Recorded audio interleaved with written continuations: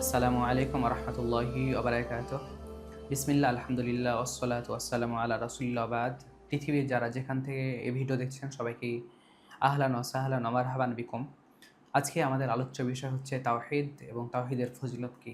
তাওহীদ শব্দের অর্থ হচ্ছে এক বচন, ওয়াহাদ শব্দ থেকে নেওয়া, অর্থাৎ এর অর্থ হচ্ছে যে আলস্যায়ী ওয়াহিদান, কোনো জিনিসকে এক বানিয়ে দেওয়া। পারিভাষিক সংজ্ঞা হচ্ছে ইফরাদুল্লাহি বিমা ইখতাসসু বিহি মিনার রুবুবিয়্যাহ, আল্লাহ তাআলার সাথে যে কাজগুলো সম্পৃক্ত সেগুলোতে আল্লাহ তাআলা একক। রুবুবিয়্যার ক্ষেত্রে, উলুহিয়ার ক্ষেত্রে, আসমা ওয়া সিফার ক্ষেত্রে আল্লাহ তাআলা একক। এটা হচ্ছে তাওহীদের সংজ্ঞা। তাওহীদের বাক্য কি? তাওহীদের বাক্য হচ্ছে লা ইলাহা ইল্লাল্লাহ। লা ইলাহা ইল্লাল্লাহ মানে হচ্ছে এখানে দুইটি বাক্য আছে, দুইটি দিক আছে, দুইটি রূপণ আছে। লা ইলাহা মানে কোনো ইলাহ নেই, না বোধক। ২ নম্বর হচ্ছে ইল্লাল্লাহ, আল্লাহ ছাড়া।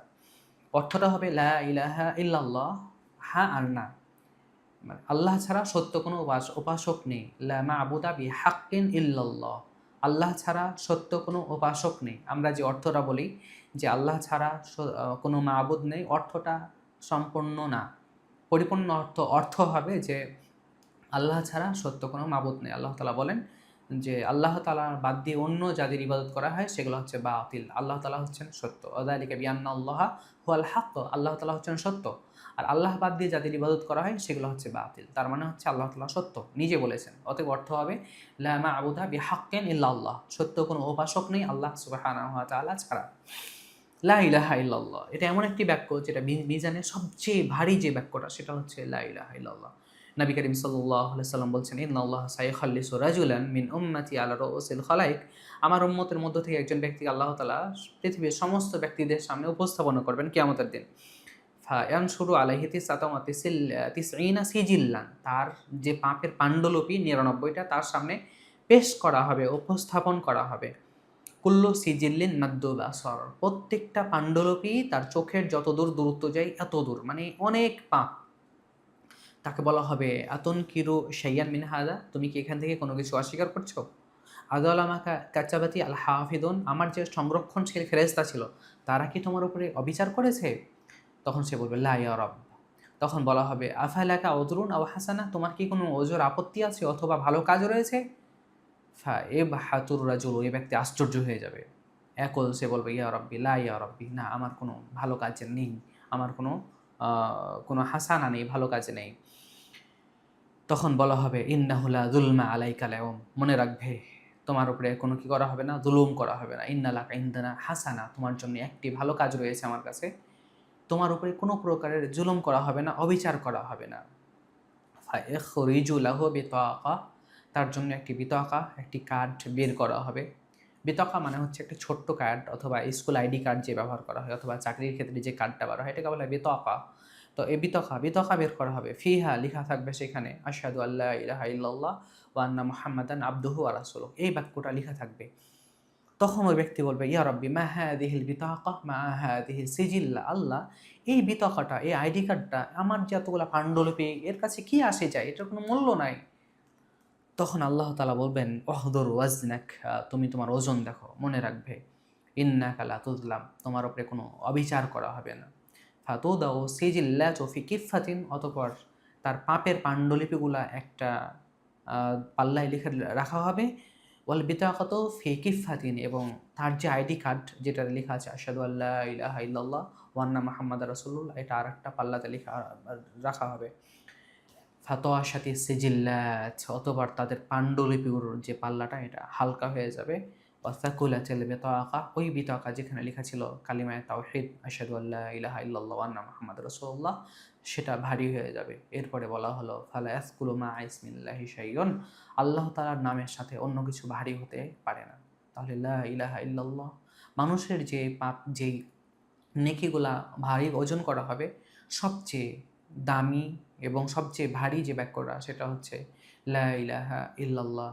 নবী করিম সাল্লাল্লাহু আলাইহি ওয়াসাল্লাম বলেছেন সাকিলাতানি ফিল মিজান কালিমাতানি হাবিবাতানি ইলার রহমান, দুইটি বাক্য আল্লাহ তাআলার কাছে খুব প্রিয়, মিজানে খুবই ভারী, মানুষের মুখে খুবই হালকা। সেটা হচ্ছে সুবহানাল্লাহি ওয়া বিহামদিহি সুবহানাল্লাহিল আযীম। সুবহানা এমন একটি বাক্য যে বাক্যটা প্রমাণ করে লা ইলাহা ইল্লাল্লাহ। আল্লাহ তাআলাকে বলি সুবহানাক, আল্লাহ তুমি হচ্ছে পবিত্র, মানে হচ্ছে লা ইলাহা ইল্লাল্লাহ, আল্লাহ তুমি ছাড়া সত্য কোনো উপাসক নেই, তুমি মানুষ যাদের ইবাদত করে তা থেকে তুমি পোত এবং পবিত্র, মানে হচ্ছে লা ইলাহা ইল্লাল্লাহ। তাহলে এই বাক্যটা মিজানে সবচেয়ে ভারী হবে।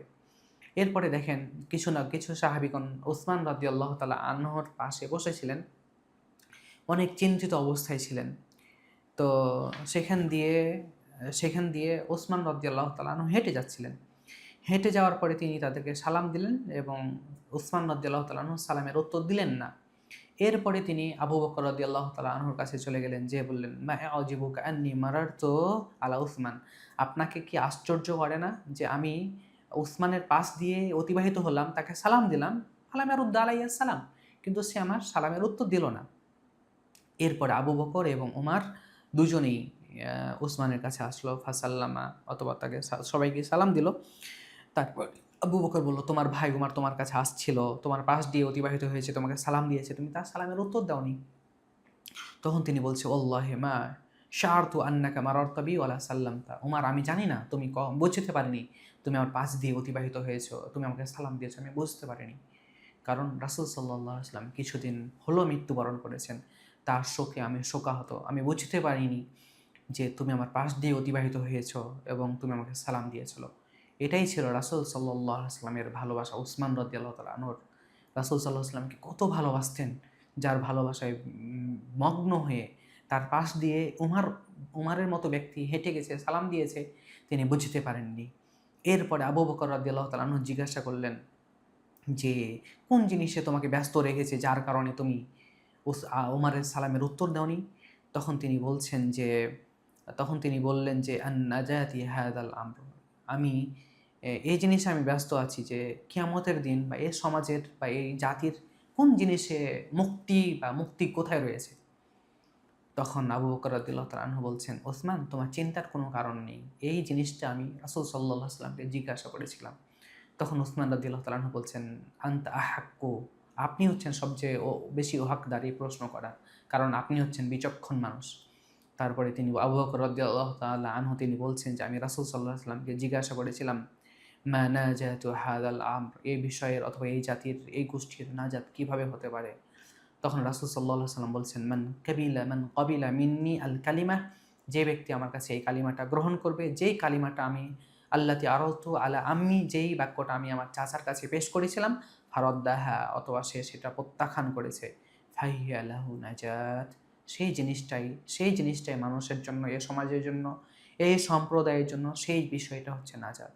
তাহলে অত্র হাদিস দ্বয় থেকে আমরা বুঝতে পারি যে মানুষের জীবনে বা আমাদের জাতি বা আমাদের সম্প্রদায় যে জিনিসটাই আমাদেরকে নাজাত দিতে পারে সেটা হচ্ছে লা ইলাহা ইল্লাল্লাহ। আসুন আমরা লা ইলাহা ইল্লাল্লাহ বুঝি, আমাদের জীবনে বাস্তবায়ন করি। লা ইলাহা ইল্লাল্লাহ যতক্ষণ আপনি বুঝতে পারবেন ততক্ষণে আপনি ইবাদতের স্বাদ বা যেটা তৃপ্তি বা শান্তি তখনই পাবেন। আল্লাহ আমাদেরকে লা ইলাহা ইল্লাল্লাহ জেনে বুঝে বাস্তব জীবনে আমল করা তৌফিক দান করুন। আমিন। আসসালামু আলাইকুম ওয়া রাহমাতুল্লাহি ওয়া বারাকাতুহু।